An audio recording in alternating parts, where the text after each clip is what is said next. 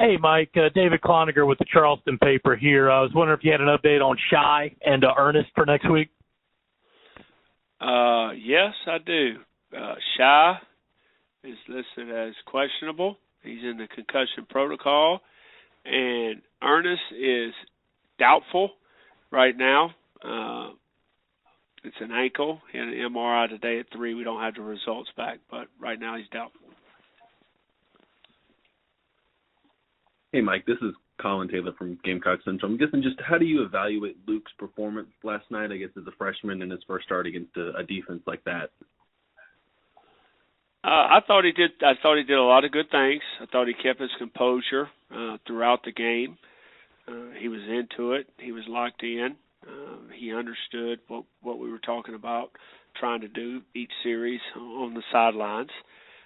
He was efficient throwing the ball. I thought we missed some things that were open. He looked at the rush a little bit, not because of pressure, and that happens, with a guy sometimes that is mobile, and sometimes when a guy does get hit, he starts looking instead of reacting when things do break down.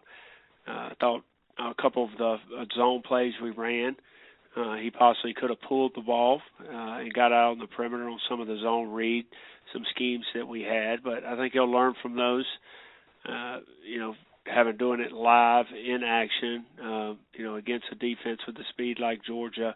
I think that's only going to help him next time. But I didn't think the game was too fast for him, which is sometimes you get a young guy out there or a new guy, and, he does some good things in practice, and the game is a little bit is faster than practice, and it doesn't seem like the game is too fast for Luke. So improvement from with the second half of Missouri into this game against a really good defense, and I think he'll continue to improve.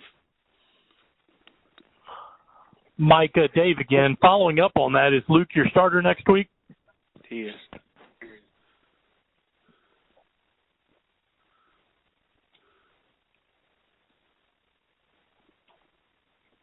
Hey, Mike. Mike, Eric Boyd in Spartanburg. Mike, Jalen Foster, if I'm not mistaken, did not run down with the seniors. Has he expressed to you that he's definitely coming back? And a second part to this, just kind of what does it say about the young man that he transfers in as a walk-on? Basically, he's waited about 4 years, may have never gotten a chance to play, and here he is starting for the entire second half of what might be his last season. My understanding is that he's planning on coming back next year. Jalen is. That's why he did not walk. And the thing about Jalen is he's going to do things the way Coach T. Rob asked him to do them, and he's able to get lined up and make calls and communicate. He's fought through some pain. He's had an injury the last couple of weeks that he's fought through and been able to play on game day. So he's a tough kid, and he's smart. And it just shows that I didn't know a lot of these guys, and when I got here and just seeing a guy like him always in practice. Coach has played him in a lot of positions since I've been here through the 5 days of spring and training camp. And, he's a guy that just always showed up. He's valuable in all the special teams for Coach Krantz.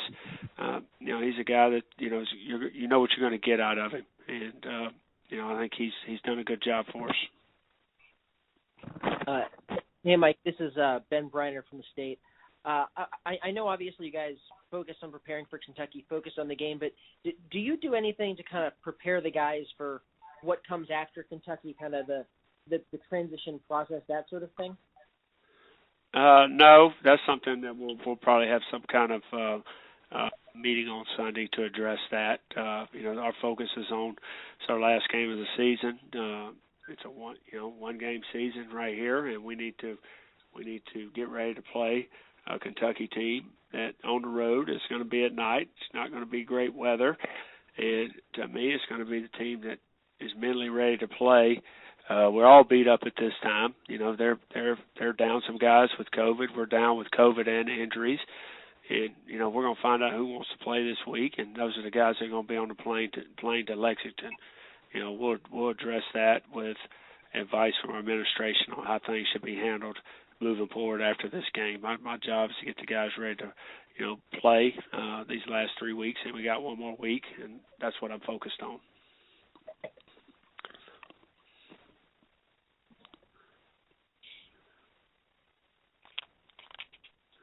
Hey, Mike, this is John. A couple of things on Kevin Harris. He didn't play a whole lot late in the game yesterday. Was that just to rest him and get some young guys some reps with the game out of hand? And also, how important would it be to you, how meaningful would it be to you to see him hit the 1,000-yard mark first time for a South Carolina kid since 2013? The game got a little bit out of hand there, when they went up, more than 3 scores. He has an ankle that he's been dealing with now for about a month. And, we just wanted to get some of the young guys in there with Fenwick possibly being out the rest of the season. If his tests come back positive, the 2 that he's got out. And, needed to get Rashad Amos some reps, and Saquandre, who's, actually played both ways for us on Saturday and special teams. Felt like we need to get them guys some reps going into the last season. And him getting 1,000, I think it's important to our guys, especially our offensive line and tight ends. They know where he's at. They love blocking for him because he runs, extremely hard and evident on some of the runs the other night, especially the 4th and 1 run. And he's into it. Obviously, that's in. He'd rather us be winning ball games, but we all know he's close to getting 1,000, and to do that in a 10-game schedule against all SEC opponents, I think that'll be, something meaningful that these guys can hang their hat on and moving forward. Because most of the offensive line's coming back, and obviously Kevin's coming back.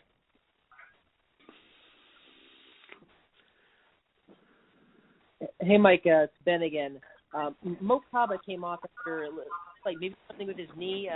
Is he all right coming off of that?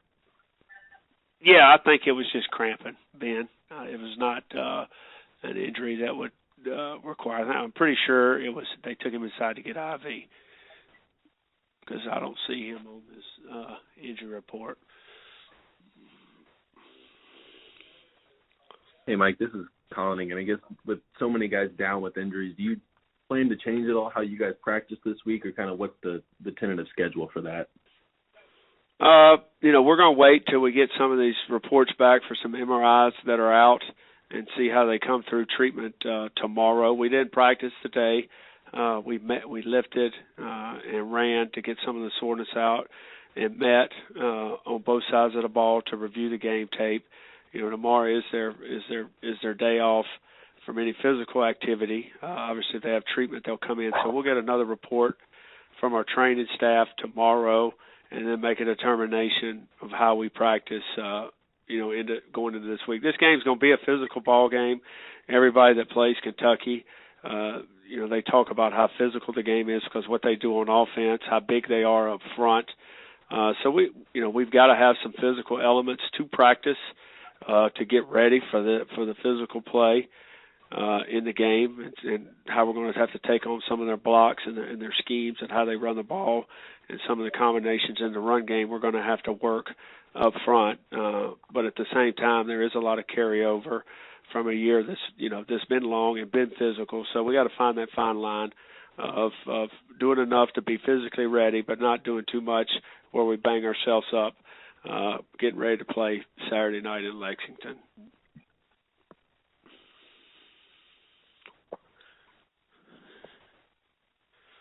Mike Eric again in Spartanburg. Has Shai expressed to you 100% that he's going, leaving, or is that still up in the air as far as you know with him? He's still mulling it over. Did you say Shai Smith? Who did you say? Yes, he is in day 2 of concussion protocol. There's 5 days to the protocol that is the standard that you have to go through. A number of tests each day, and last week he was unable to get through that. I believe he got through 2 days today. So it'll be on how he comes through the concussion protocol. He's in good spirits. His plan is to play, but he's got to pass those. He's got to pass those tests to be ready, be cleared by the doctors.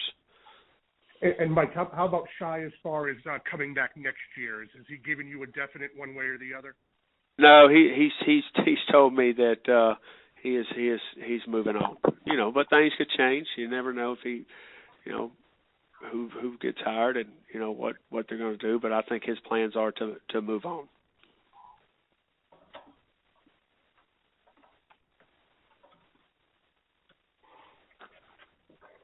Mike, you mentioned Rashad Amos a little earlier. What did he and what did Jakari kind of show you in their play yesterday?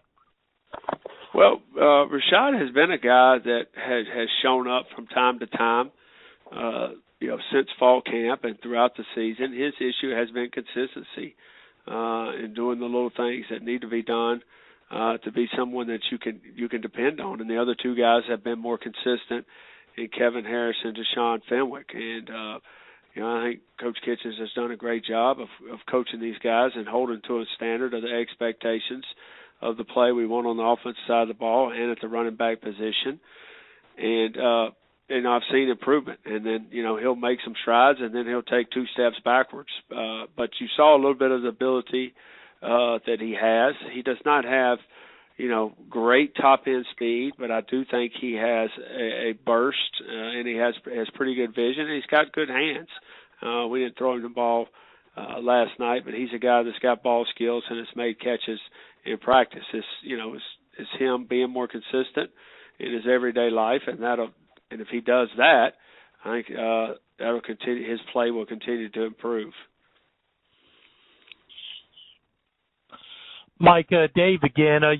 Keeping on that receiver theme, coming into the season this year, it was kind of known that Shy was known and a bunch of other guys would have to step up. And for whatever reason, it doesn't really seem like that's happened.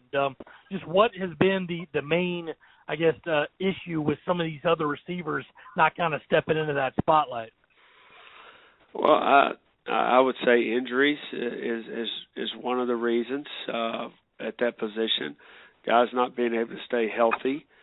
Another would be, limited, spring practice where guys, can learn a new offense and understand of how to run route concepts for different coverage. And because a lot of these receivers are guys that play different positions in high school. You've got, Jakari, who was a quarterback. He was a quarterback/receiver here, and then he moves to receiver full time, and it's learning how to play that position.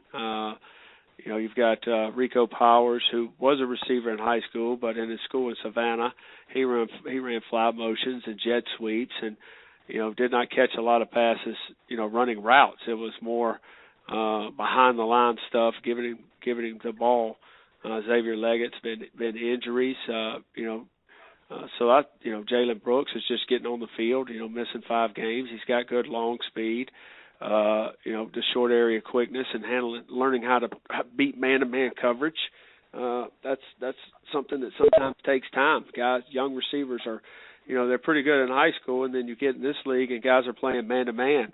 And that's, one-on-one combat, every play. And if you don't have elite speed, it takes time to learn how to be a technician. And I think I've said that since I've been here. The team speed has to improve on this football team. The explosive power in skill positions on both sides of the ball, in my opinion, has to improve to be able to compete where you want to compete. And then I think it was Ben that asked the question about Jakari Caldwell. I thought Jakari competed his tail off last night. He did some good things, caught a ball, blocked pretty good on the perimeter. Luke had a tendency to work, every passing concept to the boundary, and that's just him being a freshman a little bit and didn't scan the whole field. Where I thought Jakari, had an opportunity to get some balls that Luke didn't throw out there. But I was pleased with Jakari, and he's kind of like what I was talking about. Here's a young guy, that's 6'4". He's only about 190 pounds. He does not have, great top end speed, but he is big, but his physical explosive power is not there yet because he needs the weight room. He's young, and unless you're just a freak size wise and speed wise, or you're kind of a slot that's got unbelievable short area quickness and speed, it's and you're a little bit of a guy that has to be a technician. It's going to take a little bit of time. Learning how to run routes, learning how to beat man-to-man coverage, and getting in that weight room, and that's hurt, us this year too with the off-season training and not being able to get in the weight room and COVID, and these guys have they're not developed where they should be physically, and you're asking them to go out there and play against SEC caliber or SEC defenses, it's going through some growing pains. But all those guys that I named are getting experience. They're playing football, and they're going to be better for it. Hey, Mike, it's Colin again. How would you, evaluate the offensive line's performance last night after watching film? And I think Justin played a lot of left tackle last night. Do you anticipate him starting against Kentucky? I think, we looked at the film and had our meetings with our players. I thought Justin did some good things and Moore did some good things. Neither one are as consistent as they, and as they need to be and playing fast. Had some missed assignments here or there at that position. We thought Moore was probably playing a little bit too much snaps and wanted to get Jazz in there. One, because of his sheer size and his mass. Going against a team like that is big and physical could give you some problems. And we're going against a big physical front this week in Kentucky. So, you might see a little bit more of him. We're just in the beginning of game planning and what we're going to try to run in this game. I think a lot will determine based off of scheme. I think overall we did some decent things. We got beat a couple times in pass protection, off the edge when they had their ears, pent back and were coming expecting pass, which is not good. And then, we had too much penetration a couple times on our runs where we were trying to block back on some of our gap schemes. In our center, he's a little bit banged up. He's been playing hurt, which everybody's playing hurt right now. So, we got to figure out who's healthy and who's going to give us a chance this week as far as being able to be physical at the point of attack. Another guy that's actually played a lot last year for South Carolina and for whatever reason didn't start great when we started the season off, has been coming on the last month or so, is Jalen Nichols, who's a bigger kid that has size, has strength. He could possibly even get in the rotation this week. Hey, Mike, it's Phil Kornblut. What are the emotions like for you and the staff as you go into this week, knowing this is the end, considering how long this season has been and everything you've had to go through, injuries, COVID, coaching, firing, et cetera, et cetera? What are the emotions like for you guys and you don't know where you're going to be next year individually? What are the emotions like this week?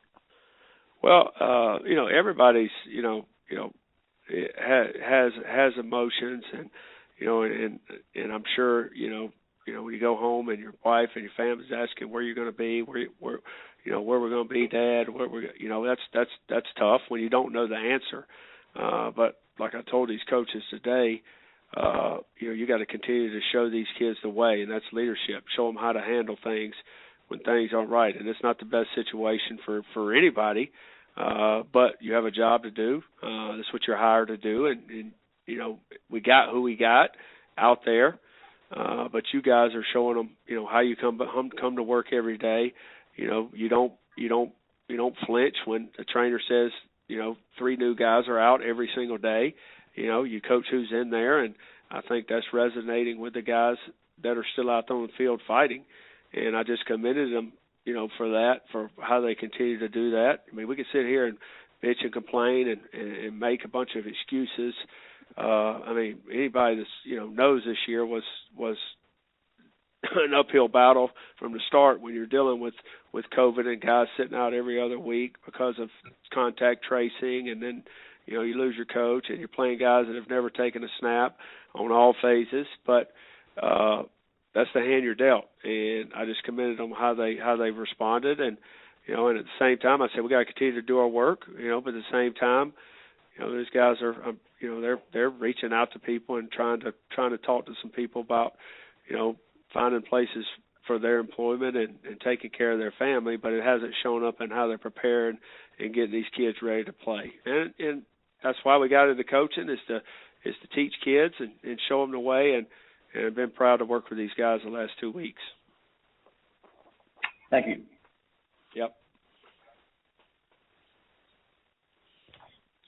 Mike, Dave again. How are Keir Thomas and Jordan Birch for next week? Okay, let's see. Jordan Birch is questionable. Okay, so I would not rule him out. There's a possibility, but he is questionable. And Kier Thomas is doubtful.